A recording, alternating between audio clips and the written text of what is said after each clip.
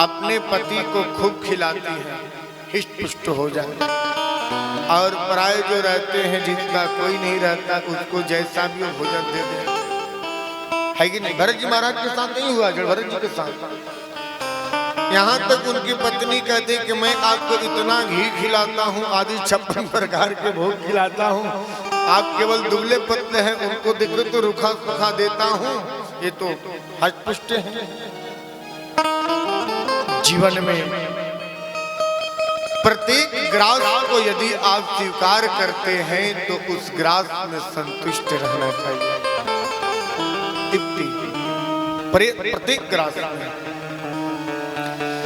और आपको जो है दुबले पतले हैं, भरत जी को देखिए, क्यों?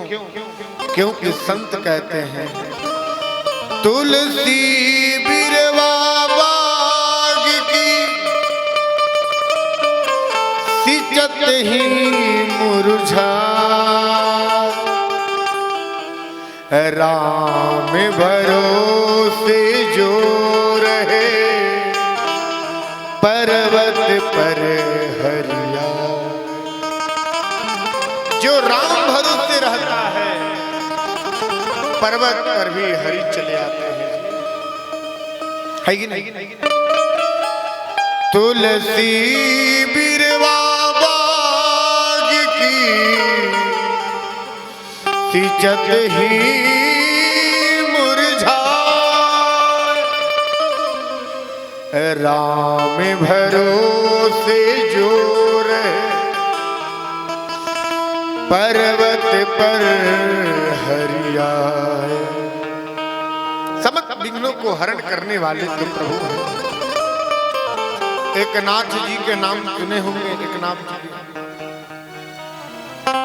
गंगोत्री से जल लेकर चले रामेश्वर जी को चढ़ाने के लिए पैदल।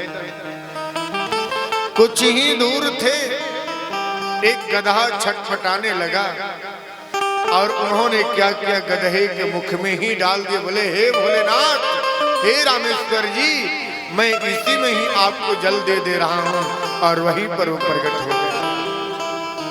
है कि नहीं? विश्वास चाहिए। इसलिए अब क्या हुआ, उसी समय डाकुओं के सरदार भरत जी महाराज को खेत पर रखवाल करने के लिए लगा दिया। एक दिन की बात है कि डाकुओं के सरदार ने मनौती मांगी थी कि यदि मेरा संतान हो जाएगा तो नरबलि चढ़ाऊंगा। माता तुलनी बिनती, अब मिले कहां? एक बात कहूं, जितना परमात्मा आपके बलि से प्रसन्न नहीं होते हैं, बलि से 100 गुना जो है यदि भगवान और मैया के पास जाकर स्तुति कर दोगे उतना ही वो प्रसन्न हो जाते हैं। 100 गुना। इसलिए हमारे आचार्य जन कहते हैं न मंत्रम नो यंत्रम, बोलते हैं क्वचिदपि कुमाता न भवति, कुपुत्रो जायत क्वचिदपि कुमाता न भवति। है कि नहीं? माँ के पास आज भी है, कितना भी बेटा गलती कर दे और गलती करने के बाद यदि माँ के पास आकर क्षमा मांग ले कि माँ मुझसे गलती हो गई, भूल हो गई, उसी समय सब कुछ भूल कर माँ अपने बालक को हृदय से लगा लेती है कि नहीं? माँ का प्यार अद्भुत है। इसलिए दुनिया में सब ऋण चुक सकता है, लेकिन माता का ऋण नहीं चुका सकते हैं। इसलिए आज वही डाकू के सरदार ने क्या किया, मनौती के लिए इनको पकड़ कर लेकर चले गए। आप तो जानते हैं कि बलि देने में क्या होता है, पहले उसको नहलाते हैं, फिर माला डाल देते हैं, फिर सुंदर पकवान सामने रख देते हैं, यही होता है ना। और ऊपर से क्या कैसा लगेगा, 56 प्रकार के भोग सामने हो, गले में माला हो, तिलक लगाए हैं और ऊपर से तलवार हो, क्या वो भोजन अच्छा लगेगा? त्यागने की प्रयास वो गए और जाकर जो है भोजन किया।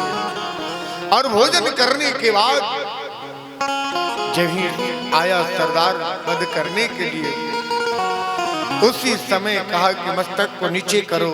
जब ही नीचे, और नीचे करने के बाद जब ही तलवार को उठाया, माँ भगवती जो है उस मूर्ति से प्रकट हो गई और उस सरदार आदि को सबको समाप्त कर दी और अपने भरत को हृदय से लगा और हृदय से लगा कर कही, बेटा तुम्हें जरा सा भी डर नहीं? क्या कहे भरत जी महाराज मालूम है, माँ बेटा जो है दुनिया में सबसे डर सकता है, लेकिन माँ के सामने जब आ जाता है तो फिर बेटा को किसी से डरने की आवश्यकता नहीं है। मैं जानता हूँ कि तुम मेरी अवश्य रक्षा करोगी, क्योंकि माँ जो होती है बेटा की हमेशा रक्षा करती है। क्या भाव! इस प्रकार से आगे चलकर यही जड़ भरत जी महाराज ने रघुगण को बड़ा सुंदर उपदेश दिया था समय को देखते हुए। और रघुगण जो है सनत कुमार जी के पास सत्संग सुनने के लिए जा रहे थे, बीच में ऐसा उपदेश इन्होंने दिया कि मत पूछे। 3 बरस से इस भूमि का नाम भारतवर्ष पड़ा। पहला एक है कैकेयी कुमार श्री भरत जी महाराज, दूसरे हैं भागवत जी में ज्ञानी भरत जिसको जड़ भरत के नाम से, और दूसरा जो है शकुंतला नंदन दुष्यंत भरत। 3 भरतों से नाम इस देश का नाम, तो हम इन तीनों भरतों को प्रणाम करते हैं। एक जो है भक्ति योग के उपासक हैं, कौन? कैकेयी नंदन भक्त, और दूसरा जो है ज्ञानी भरत, और योगी भरत जो जड़ भरत जी महाराज हैं। पालकी में लगाए ब्राह्मण लग गया। जड़ भरत जी की बातों को सुनकर कहने लगा कि मैं दुनिया में, रघुगण कहता है मैं दुनिया में किसी से नहीं डरता हूँ, लेकिन ब्राह्मण से मैं सबसे ज्यादा डरता हूँ। और आपके यगो पवित्र देखने के बाद आजकल तो महाराज मत पूछे, ब्राह्मण देवता यगो पवित्र भी धारण नहीं कर रहे।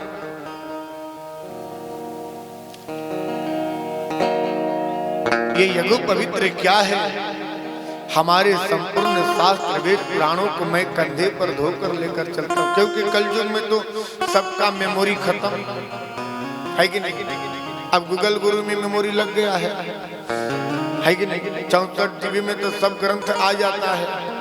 अब कहाँ उतना लोग पढ़ रहे है कि नहीं? तो और तीसरे भरत जो है कर्मयोगी भरत, तीनों से शिक्षा, भक्त बनो, योगी बनो और कर्म करो। कर्म प्रधान अभी करी रहा। इस प्रकार से उन्होंने उपदेश दिए, और उपदेश देने के बाद तब जाकर रघुगण का आत्मा शांत। उसके बाद जो है सुखदेव जी महाराज कहते हैं कि हे परीक्षित, जो व्यक्ति जैसा कर्म करता है वैसा उसको फल मिलता है। मानसकार का जस करनी तस भोगहि ताता, तस भोगहि ताता। जस करनी तस भोगहि ताता, जस करनी तस भोगहि ताता। नरक जा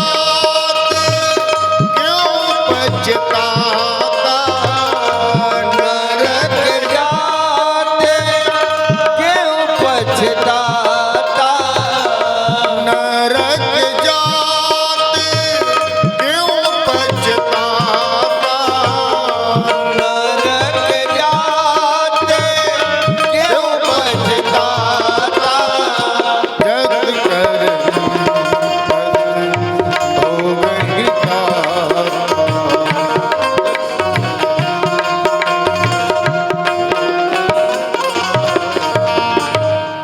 जैसा करनी वैसा भरना।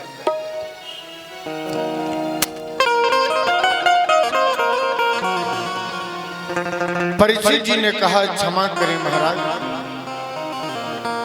ये नरक की बात आप कल भी कह रहे थे, ये नरक क्या है? यदि नरक की कथा पढ़नी है तो गढ़ पुराण में तो विस्तार से बताया गया है। कई लोग तो कहते हैं कि गढ़ पुराण की कथा जो है मरने के बाद सुना जाता है। राम राम, कोई व्यक्ति ऐसा नहीं है, ज्ञान लेने के लिए कभी भी पढ़ सकते हैं, कोई आपत्ति नहीं। भागवत जी में तो 28 नरकों का वर्णन किया गया है।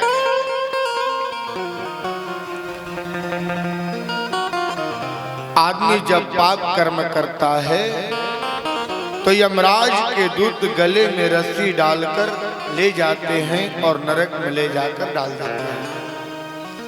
28 नरक कौन सी है तो बड़ी विस्तार से उन्होंने बताया।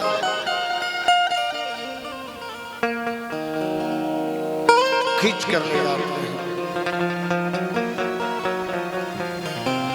झूठी गवाही देने के बाद ये चित्रगुप्त जो है ना, ये कैमरा के काम करते हैं, जहां जहां जैसे करते हो। पहला एक दो को व्याख्या करके आगे बढ़ जाऊंगा। जो व्यक्ति पराये धन को हड़पता है, हरण करता है, वो व्यक्ति अंधी तांती नरक में ले जाकर डाल देते हैं।